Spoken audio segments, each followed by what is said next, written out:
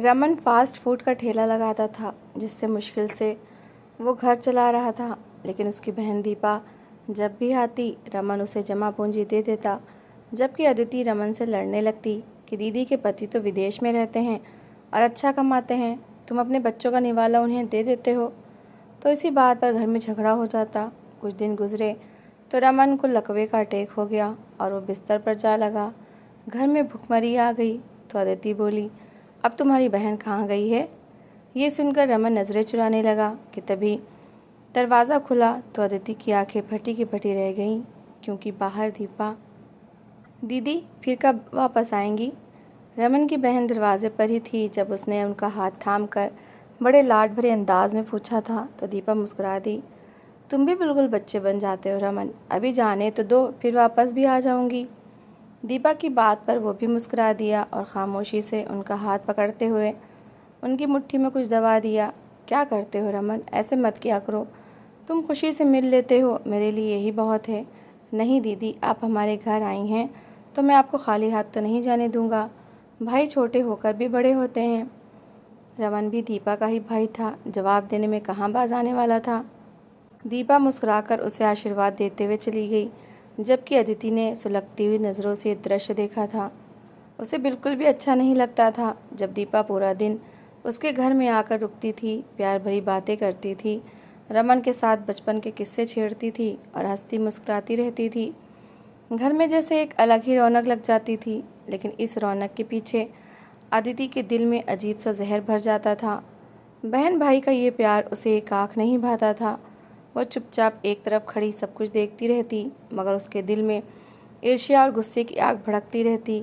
ऐसा नहीं था कि वो शुरू से दीपा से खार खाती थी, बल्कि एक वक्त था जब वो भी उन्हें इज्जत देती थी, उनके आने पर खुश होती थी, उनके साथ बैठकर बातें करती थी। लेकिन जब से उसके बच्चे बड़े होने लगे थे और घर में खर्च की परेशानी होने लगी थी, तभी से उसे दीपा बहुत बुरी लगने लगी थी।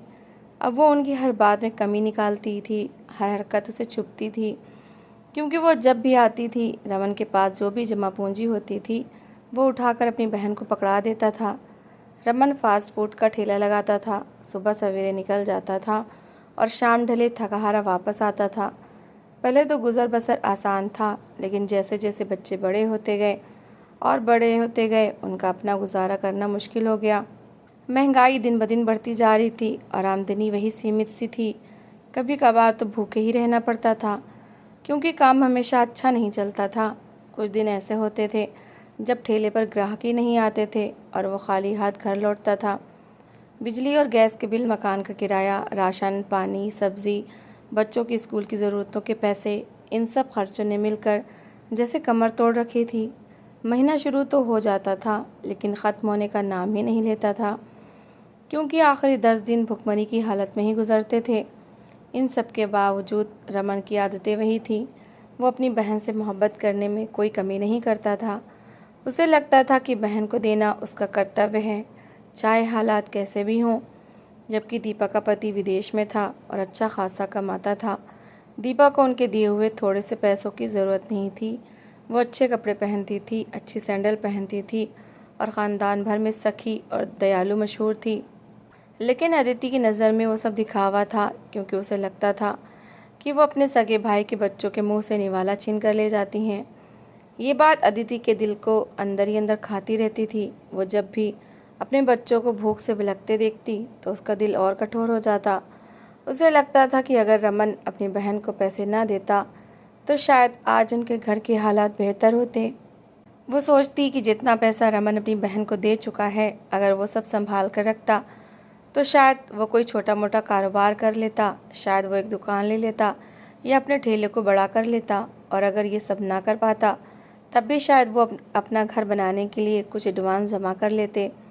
लेकिन नहीं, उसे तो अपनी बहन से मोहब्बतें जतानी थी, भले बहन को उसकी मोहब्बतों की ज़रूरत हो या ना हो।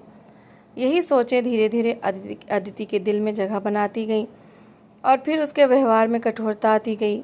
अब जब भी दीपा घर आती तो वो उनके सामने तो चुप रहती, लेकिन दिल ही दिल में जलती रहती। उनके जाने के बाद वो रमन से झगड़ा करती और उसे ताने देती। इन दोनों के बीच इसी बात पर अक्सर लड़ाई झगड़ा हो जाता और बच्चे डर कर एक कोने में बैठ जाते। आज भी कुछ ऐसा ही हुआ था। रमन अपनी बहन को नमस्ते करने के बाद जैसे ही मुड़ा, अदिति ने बड़ी तीखी नज़रों से उसकी तरफ देखा। उसके चेहरे पर गुस्सा साफ दिख रहा था। सारा दिन बहन के साथ बातें ख़त्म नहीं हुई थी, जब दरवाजे पर जाकर भी लंबी हो गई थी। उसे ये सब बिल्कुल बर्दाश्त नहीं हो रहा था। उसने तीखे स्वर में सवाल पूछा तो रमन हंस दिया और कहने लगा, क्यों, तुम्हें हम बहन भाई के प्यार से जलन हो रही है? उसकी ये बात सुनकर अदिति का गुस्सा और बढ़ गया। वो फ़ौरन बोली, मुझे बहन भाई के प्यार से जलन नहीं होती, लेकिन जब आप मेरे बच्चों के मुंह का निवाला अपनी बहन को दे देते हैं तब जलन होती है। आप जानते हैं घर की हालत कैसे हैं, लेकिन इसके बावजूद जो थोड़ी बहुत जमा पूंजी मैं कठिन समय के लिए जमा करके रखती हूँ, आप उसे भी उठाकर अपनी बहन को दे देते हैं। रमन का चेहरा कठोर हो गया। तुम्हें दीपा दीदी के बारे में ऐसी बात नहीं करनी चाहिए, और न ही मैं दीदी के लिए ऐसे शब्द बर्दाश्त करूँगा। उसने बजाय अदिति की बात समझने के उसे डांट दिया। ये बात अदिति को और चुभ गई। उसका गुस्सा अब काबू से बाहर हो रहा था। वो भी ऊंची आवाज़ में बोलने लगी और दोनों के बीच एक बार फिर तू तू मैं शुरू हो गई। घर का माहौल एकदम जंग का मैदान हो गया। बच्चों ने जैसे ही अपने माँ बाप को झगड़ते देखा तो वो डर कर एक कोने में जा बैठे। उनके चेहरे पर डर साफ नज़र आ रहा था। वो खामोशी से एक दूसरे के साथ लगकर बैठ गए, जिससे खुद को इस शोर से बचाने की कोशिश कर रहे हों। बच्चों को बुआ का घर में आना बिल्कुल भी पसंद नहीं था। इसलिए नहीं कि बुआ उन्हें अच्छी नहीं लगती थी या वो उनसे प्यार नहीं करती थी, बल्कि इसलिए कि बुआ के जाने के बाद माँ और बाप का झगड़ा हो जाता था। वो जानते थे कि जैसे ही बुआ जाएंगी घर में लड़ाई शुरू हो जाएगी और फिर कई कई दिन तक यही माहौल रहेगा। अक्सर ऐसा होता था कि रमन और अदिति कई दिन तक एक दूसरे से बात नहीं करते थे। घर में खामोशी छा जाती थी, लेकिन वो खामोशी सुकून वाली नहीं होती थी, बल्कि एक बोझल सी खामोशी होती थी जिसमें हर कोई घुटा घुटा सा महसूस करता था। ऐसे में बच्चों की भी शामत आ जाती थी। कभी माँ गुस्से में इन पर चीख देती थी तो कभी बाप अपनी झुंझलाहट इन पर निकाल देता था। आज भी बच्चे इसी डर के साथ कोने में बैठे थे। उनकी नज़रें कभी माँ पर जाती तो कभी बाप पर। वो चाहते थे कि ये झगड़ा ख़त्म हो जाए, लेकिन उनके पास इतनी हिम्मत नहीं थी कि कुछ बोल सकें। उनके दिलों में एक अजीब सा डर बैठ गया था। अदिति के दिल में गुस्से के साथ साथ बेबसी भी थी। वो जानती थी कि हालात ने उसे कठोर बना दिया है। अगर उसके बच्चे भूखे ना होते, अगर घर के हालात बेहतर होते तो शायद वो कभी इस तरह ना सोचती। लेकिन अब उसके लिए हर वो चीज़ अहम थी जो उसके बच्चों के काम आ सकती थी। उसे अपनी संतान की चिंता थी, और यही चिंता उसे अंदर से तोड़ भी रही थी और कठोर भी बना रही थी। दूसरी तरफ रमन था, जो अपनी बहन के प्यार में सब कुछ अनदेखा कर देता था। उसे लगता था कि वो जो कर रहा है वो ठीक है। वो अपनी बहन को खुश देखना चाहता था और इसी में अपनी खुशी समझता था। उसे ये एहसास नहीं हो पा रहा था कि उसकी यही आदत उसके अपने घर को तोड़ रही है। घर के इस छोटे से कमरे में आज फिर वही पुराना दृश्य दोहराया जा रहा था। ऊंची आवाज़ें, कड़वे शब्द और डरे सहमे बच्चे। जैसे ये सब इस घर की किस्मत बन चुका हो। कोई भी इस दायरे से निकल नहीं पा रहा था। ना रमन अपनी आदत छोड़ पा रहा था, ना अदिति अपने गुस्से पर काबू पा रही थी, और ना ही बच्चे इस माहौल से बच पा रहे थे। ये जाहिर है कि एक आम सा घरेलू झगड़ा था, लेकिन इसका प्रभाव बहुत गहरा था। अभी दीपा को गए कुछ ही दिन गुजरे थे कि जैसे घर की हवा ही बदल गई। पहले जो हंसी मजाक और बातों की आवाज़ें थीं, वो अब पूरी तरह खामोशी में बदल चुकी थी। रमन रोज़ की तरह सुबह ठेला लगाने के लिए निकला था, लेकिन उस दिन उसके कदमों में अजीब सी लड़खड़ाहट थी। सर भारी था और शरीर में कमज़ोरी कुछ ज़्यादा ही महसूस हो रही थी। उसने सोचा शायद थकन है या भूख का असर है, इसलिए उसने ज़्यादा ध्यान न दिया। लेकिन कुछ ही घंटों बाद अचानक उसके हाथ से चम्मच गिर गया और शरीर का एक हिस्सा जैसे सुन्न होकर रह गया। ज़ुबान लड़खड़ा गई और वो वहीं बैठा रह गया। करीब खड़े लोगों ने जब उसकी हालत देखी तो फ़ौरन उसे संभाला और अस्पताल पहुंचाया। खबर जब घर पहुंची तो अदिति के पैरों के नीचे से ज़मीन निकल गई। वो भागी भागी अस्पताल पहुंची तो रमन को इस हालत में देखकर उसकी आंखों से आंसू बहने लगे। डॉक्टर ने चेक करने के बाद बताया कि इसे लकवे का अटैक हुआ है।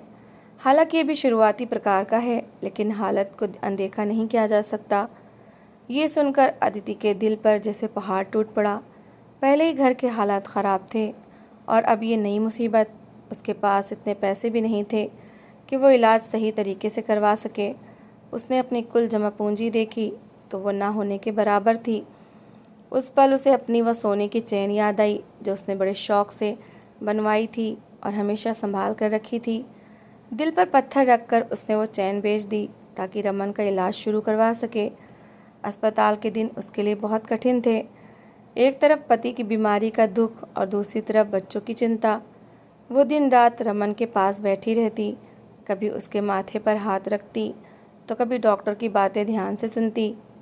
रमन भी खामोशी से उसे देखता रहता था, जैसे उसे अपनी गलतियों का एहसास हो रहा हो, लेकिन वो कुछ कहने की हालत में नहीं था। इन दिनों में दीपा भी एक दो बार अस्पताल आई। वो आई तो उनके चेहरे पर परेशानी साफ नज़र आ रही थी। उन्होंने रमन की खैरियत पूछी कि उसके सर पर हाथ फेरा और अदिति से कुछ रस्मी बातें की, लेकिन वो ज़्यादा देर नहीं ठहरी। जल्दी जल्दी मिलकर वापस चली गई, जैसे उन्हें कहीं पहुंचने की जल्दी हो। अदिति ने उनकी आंखों में चिंता तो देखी, मगर साथ ही एक फासला भी महसूस किया जो पहले कभी नहीं था। कुछ दिनों के इलाज के बाद रमन को अस्पताल से डिस्चार्ज कर दिया गया। डॉक्टर ने साफ तौर पर हिदायत दी कि हालांकि गलकवे का झटका मामूली था, लेकिन इसे बिल्कुल भी अनदेखा ना किया जाए। रमन को पूरी तरह आराम की ज़रूरत थी और इसके साथ अच्छा आहार भी ज़रूरी था ताकि वो जल्दी ठीक हो सके। डॉक्टर ने यह भी कहा कि अगर सावधानी नहीं की गई तो ये परेशानी दोबारा भी हो सकती है और ज़्यादा ख़तरनाक साबित हो सकती है। घर वापस आकर रमन चारपाई पर लेट गया। अब वो पहले जैसा नहीं रहा था। शरीर में कमज़ोरी थी और हरकत में भी सुस्ती आ गई थी। उसके लिए ठेला लगाना तो दूर की बात, अब उठना बैठना भी मुश्किल हो गया था। उसके लेटते ही जैसे घर की व्यवस्था भी लेट गई। आमदनी का कोई ज़रिया बाकी नहीं रहा था। जो थोड़े बहुत पैसे थे वो इलाज पर खर्च हो चुके थे। बिजली और गैस के बिल जमा होते जा रहे थे। मकान का किराया भी अदा नहीं हो सका था। मकान मालिक बार बार दरवाजे पर आकर किराया मांगता और कठोर स्वर में बातें करके चला जाता। अदिति हर बार शर्मिंदगी से नज़रें झुका लेती। रिश्तेदारों ने भी जैसे आंखें फेर ली थीं। कोई हाल पूछने नहीं आया। जो आते भी थे वो सिर्फ अफसोस करके चले जाते, लेकिन किसी ने मदद नहीं की। ऐसे में अदिति खुद को बिल्कुल अकेला महसूस करने लगी थी। सबसे ज़्यादा कठिन समय वो था जब घर में खाने को कुछ न होता। एक वक्त की रोटी का इंतज़ाम करना भी मुश्किल हो गया था। कई कई बार ऐसा हुआ कि बच्चों को सिर्फ पानी पिलाकर सुलाना पड़ा। एक दिन तो हद ही हो गई जब रमन की दवाई पूरी करने के चक्कर में 2 दिन तक घर में चूल्हा ही नहीं जला। बच्चे भूख से निढाल हो गए थे। उनके चेहरे मुरझा गए थे और आंखों में खामोश सवाल था जिसका जवाब अदिति के पास नहीं था। ये सब देखकर अदिति का दिल टूट गया। उसके अंदर का गुस्सा और दर्द अब बाहर आने लगा था। वो बर्दाश्त की आखिरी हद पर पहुंच चुकी थी। वो तेज़ कदमों से चलती हुई रमन के पास आई, जो चारपाई पर बेबसी से लेटा हुआ था। उसकी आंखों में आंसू थे, लेकिन स्वर गुस्से से भरा हुआ था। उसने भर्राई हुई आवाज़ में कहा, आप कहाँ हैं आपकी वो बहन जिस पर आप अपनी सारी ज़िंदगी की जमा पूंजी लुटाते रहे हैं? आज देख लो, हमारे बच्चे 2 दिन से भूखे हैं और घर में एक दाना तक नहीं है। कहाँ गई वो मोहब्बतें और कहाँ गए वो पैसे जो आपने उस पर निछावर किए थे? रमन ने यह सुनकर नज़रें झुका ली। उसके पास कोई जवाब नहीं था। उसके चेहरे पर शर्मिंदगी साफ नज़र आ रही थी। वह चाह कर भी कुछ कह नहीं पा रहा था। उसकी खामोशी ही उसकी सबसे बड़ी सज़ा थी। अदिति बोलती जा रही थी और उसके आंसू बहते जा रहे थे। वो अपने दिल का सारा बोझ निकाल देना चाहती थी। उसकी आवाज़ में दर्द भी था और शिकायत भी। वो सिर्फ एक पत्नी नहीं थी, बल्कि एक माँ थी जो अपने बच्चों की भूख बर्दाश्त नहीं कर पा रही थी। उसी पल अचानक दरवाजे पर दस्तक हुई। दोनों एक पल के लिए खामोश हो गए। अदिति ने आंसू पोंछे और दरवाजे की तरफ बढ़ी। जैसे उसने दरवाज़ा खोला तो उसकी आंखें हैरत से फैल गईं। सामने दीपा खड़ी थी और उनके साथ ढेरों थैले थे। एक हाथ में फलों से भरा बैग था और दूसरे में राशन का सामान। साथ ही एक बड़ा सा डिब्बा भी था जिससे खाने की खुशबू आ रही थी। वो बगैर कुछ कहे अंदर आई और धीरे से सारा सामान एक तरफ रख दिया। घर में जैसे अचानक ज़िंदगी लौट आई हो। बच्चे जो कोने में बैठे खामोश हुए थे, खुशबू महसूस करते ही एकदम ही उठकर पास आ गए। उनकी आंखों में एक चमक सी आ गई थी। अदिति कुछ पल खामोश खड़ी रही, फिर बगैर कुछ कहे आगे बढ़ी। उसने खाने का डिब्बा लिया और चुपचाप प्लेटों में निकाल कर बच्चों के सामने रख दिया। बच्चे जैसे टूट पड़े। वो जल्दी जल्दी खाने लगे, जैसे कई दिन की भूख एक साथ मिटा रहे हों। अदिति ने फिर फलों का थैला उठाया और एक सेब काटकर रमन के पास ले गई। वो धीरे से चारपाई के पास बैठी और खामोशी से उसे खिलाने लगी। उसके व्यवहार में अब वो कठोरता नहीं थी, बल्कि एक अजीब सी नरमी और थकान शामिल थी। फिर वो उठकर दीपा के लिए भी पानी ले आई और उनके सामने रख दिया। घर का माहौल जो कुछ देर पहले तक बोझल और उदास था, अब बदलने लगा था। रमन ने कमज़ोर नज़रों से अपनी बहन की तरफ देखा। उसकी आंखों में सवाल भी था और हैरत भी। उसने धीरे से कहा, दीपा दीदी, आप ये सब कहाँ से लेकर आई हैं? दीपा मुस्कुरा दी। उनकी आंखों में नमी थी, लेकिन चेहरे पर सुकून था।